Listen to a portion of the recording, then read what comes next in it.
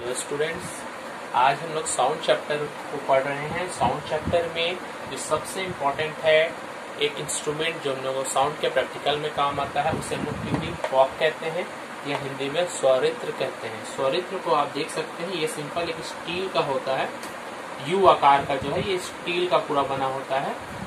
ये भी स्टील का स्टैंड है और ये एक लकड़ी या रबर के स्टैंड में जनरली लकड़ी का ही होता है, स्टैंड के ऊपर भी ये फिक्स्ड होता है। इसका काम क्या है, जब भी इसको हम किसी रबर के हथौड़े से मारते हैं, रबर के हथौड़े से मारने पर ये क्या होता है, ये कंपन करने लगता है। तो ये जब कंपन करने लगेगा, ये आगे और ये पीछे होने लगेगा, ये भी इस तरह से। तो ये जब कंपन करने लगता है तो इससे जो ध्वनि निकलती है उसका खास गुण है कि वो सिर्फ एक आवृत्ति वाली ध्वनि होती है, सिंगल आवृत्ति वाली। जितनी बार भी ध्वनि निकलेगी उसकी आवृत्ति सेम होगी। तो वो एक आवृत्ति जो होती है n हर्ट्ज मान लेते हैं, तो इसे हम लोग कहेंगे कि n हर्ट्ज आवृत्ति वाले स्वरित्र है। अगर हमारे पास ये 200 हर्ट्ज का है तो जब भी हम इसको चोट मारेंगे तो जो ध्वनि उत्पन्न होगी उसकी आवृत्ति हमेशा 200 हर्ट्ज ही होगी। इसी तरह से 200 के जगह में कोई 400 कोई 500 भी हो सकता है। तो स्वरित्र असल में क्या है, ये केवल एक आवृत्ति वाली ध्वनि को उत्पन्न करने के लिए हमारे पास जो यंत्र है उसे हम लोग स्वरित्र कहते हैं। ठीक, देखिए अब म्यूजिकल साउंड के बारे में ही हम लोग पढ़ रहे थे। म्यूजिकल साउंड दो टाइप के हो सकते हैं, मतलब म्यूजिकल साउंड के अंदर में दो राशियां हमें इम्पोर्टेंट है पढ़ना, एक है सुर और एक है तान। सुर तान का बात हम लोग जब म्यूजिक के बारे में या गाने के बारे में जानते हैं तो हम जानते हैं सुर और तान क्या होता है। तो सुर को हम लोग टोन कहेंगे, तान को हम लोग नोट कहेंगे। ये दोनों है क्या चीज। सुर क्या है, सिर्फ एक आवृत्ति वाली जो ध्वनि होती है उसे हम लोग क्या कहते हैं, सुर। ये एक आवृत्ति वाली ध्वनि है। और तान क्या है, ये अलग अलग आवृत्ति वाली ध्वनियों का मिश्रण है। विभिन्न आवृत्ति वाली ध्वनि या विभिन्न आवृत्ति या सुर, बहुत सारा सुर मिलकर तान बनता है। तो सुर क्या है, एक अकेला है, और बहुत सारा सुर जब मिल जाए तो क्या बनेगा, तान बनेगा।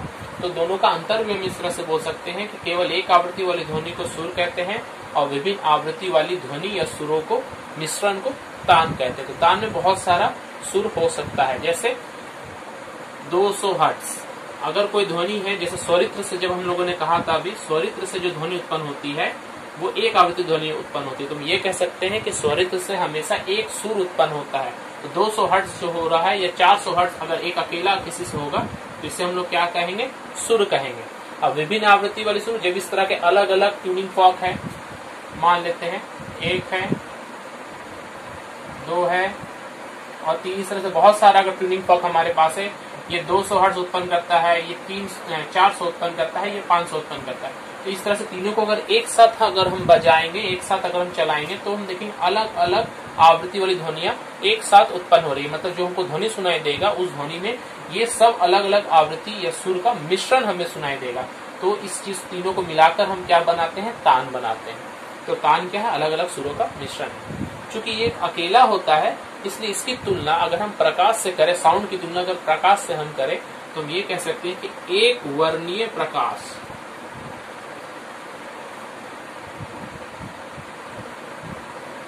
सुर की तुलना एक वर्णीय प्रकाश से की जाती है, जिसे हम लोग मोनोक्रोमेटिक लाइट भी कहते हैं। मतलब एक रंग की किरण, मोनोक्रोमेटिक लाइट।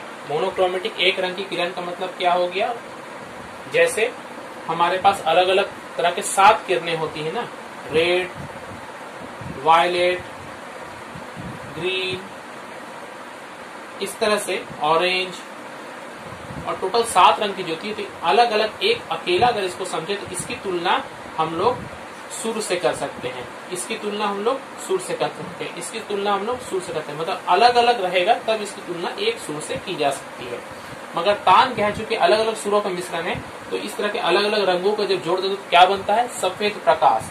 तो इसकी तुलना हमेशा हम लोग सफेद प्रकाश से करते हैं, क्योंकि सफेद प्रकाश जो है वो हर तरह के रंगों का मिश्रण है। जिस तरह से तान हर तरह के सुर का मिश्रण होता है, उसी तरह से सफेद प्रकाश भी हर तरह के लाइट या हर तरह के वर्णीय प्रकाश का संयोजन कह सकते हैं, मिश्रण होता है। तो दो अंतर हम लोगों ने पढ़ लिए। सुर एक आवृत्ति वाली ध्वनि है, ये विभिन्न आवृत्ति वाली ध्वनियां हैं। सुर की तुलना एक वर्णीय प्रकाश से की जाती है, तान की तुलना सफेद प्रकाश से की जाती है, जो अलग अलग रंग की किरणों का मिश्रण है। एक एग्जांपल लेते हैं तान का नोट। इस नोट में देखिए अलग अलग सुरों का मिश्रण है। ये सब अलग अलग, ये एक सुर 100 हर्ट्ज का, ये दूसरा 150 हर्ट्ज का, इस तरह से करते करते बहुत सारे सुरों का मिश्रण को हम लोग क्या कह रहे हैं, तान कह रहे हैं। अब इसमें ध्यान दें, जो सबसे कम आवृत्ति वाली ध्वनि है, ये कहीं भी हो सकती है, मैंने सुविधा के लिए पहले लिखा। सबसे कम आवृत्ति वाली ध्वनि, इसे हम लोग मूल सुर कहते हैं। मूल सुर या फंडामेंटल टोन।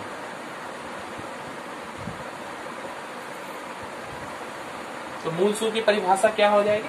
किसी तान में उपस्थित सबसे न्यूनतम आवृत्ति वाली ध्वनि को क्या कहते हैं? मूल सुर कहते हैं। सबसे न्यूनतम आवृत्ति वाली सुर को मूल सुर कहते हैं। अब इस मूल सुर के अलावा बाकी जितने सुर हैं, इसको छोड़कर बाकी सब को हम लोग उपसुर कहते हैं। क्या कहेंगे? उपसुर। उपसुर, ओवरटोन्स। इसकी परिभाषा क्या दे सकते हैं?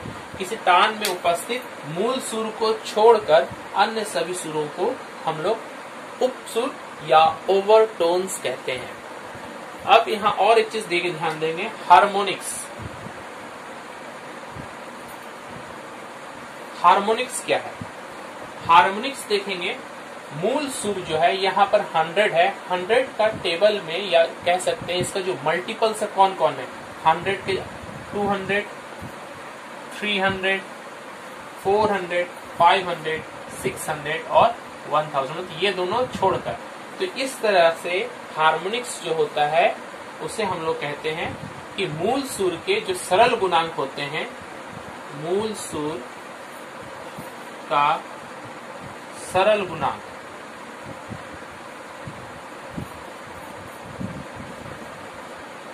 चाहे 2 से मल्टीप्लाई हो, 3 से मल्टीप्लाई हो, 4 से मल्टीप्लाई हो, इस चीज को हम लोग कहेंगे हार्मोनिक्स।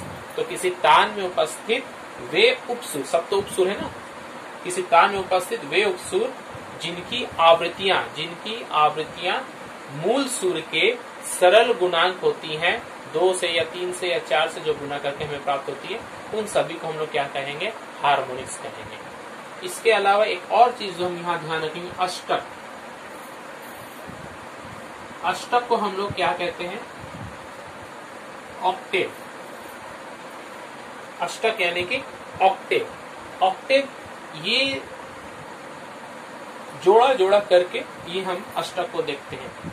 मतलब अष्टक में जब कोई सुर, जैसे कि यहाँ पर देखिए 200 हर्ट्ज, ये 100 का 2 गुना है, तो हम ये कहेंगे कि ये 200, 100 का अष्टक है। अष्टक मतलब 8 गुना नहीं, 2 गुना। जब कोई सुर, किसी तान में उपस्थित वह सुर जो अब किसी सुर की 2 गुनी होती है, उसे पहले सुर का अष्टक कहते हैं। यहाँ पर जो 200 हर्ट्ज है वो 100 हर्ट्ज का अष्टक होगा। इसके अलावा ये जो 300 हर्ट्ज है, ये 150 का अष्टक होगा, कि 150 को 2 गुना कितना होता है? 300। तो 300 हर्ट्ज, ये 150 हर्ट्ज का अष्टक होगा। ये जोड़ा जोड़ा करके बनता है। उसी तरह से ये 400 हर्ट्ज जो है, ये 400 200 का अष्टक है, तो कह सकेंगे कि 400 हर्ट्ज 200 हर्ट्ज का अष्टक होगा। ठीक इसी तरीके से अगर हम 600 को कहेंगे तो 600 300 का अष्टक होगा और 1000 500 का अष्टक होगा। इस तरीका से हमने एक तान में 4 तरह के सुरों को पढ़ा। सबसे पहले मूल सुर या फंडामेंटल टोन, सबसे कम आवृत्ति जो होगी वो मूल सुर, ये सिर्फ एक हो सकती है। ध्यान देंगे, मूल सुर किसी तान में सिर्फ 1 हो सकती है। उपसुर, इस एक के अलावा बाकी जितना है सबको हम क्या कहेंगे? उपसुर। तो यहाँ पर जितना है इसको छोड़ दें तो बाकी सब क्या हो जाएगा? ओवरटोन्स या उपसुर। हार्मोनिक्स क्या है? हार्मोनिक्स ये एक से अधिक हो सकती है। मूल सुर जो है उसके सरल गुणांक, सरल गुणांक का मतलब है 2 या 3 या 4 के मल्टीपल जो होता है उसे हम लोग कहेंगे हार्मोनिक्स कहेंगे। अष्टक क्या है? अष्टक ये 2-2 करके हम लोग देखते हैं। 2 सुर जिसमें दूसरा सुर पहले सुर का अगर डबल होता है तो दूसरे सुर को हम लोग क्या कहेंगे, अष्टक कहेंगे। जैसे कि अष्टक को अगर समझना है तो हम लोग एक तान, सिंपल से जो तान जो सबसे बेसिक है म्यूजिक का, वो क्या है, सा रे गा मा पा धा नी सा। तो देखिए यहाँ पहला सा और बाकी जो लास्ट में जो 8वां सुर जो सा आया, तो इसलिए 8वां सुर इसलिए अष्टक कहा जा रहा है, उसे ध्यान देंगे। तो वो सा और पहला वाला सा ये एक दूसरे के अष्टक है, क्योंकि जो 8 नंबर में जो सा आता है वो पहले सा का उसकी आवृत्ति क्या होती है, डबल होती है, इसलिए वो सेकंड लास्ट में जो सा आया वो पहले वाले सा का क्या है, अष्टक है। बीच में है सा रे गा मा पा धा नी सा।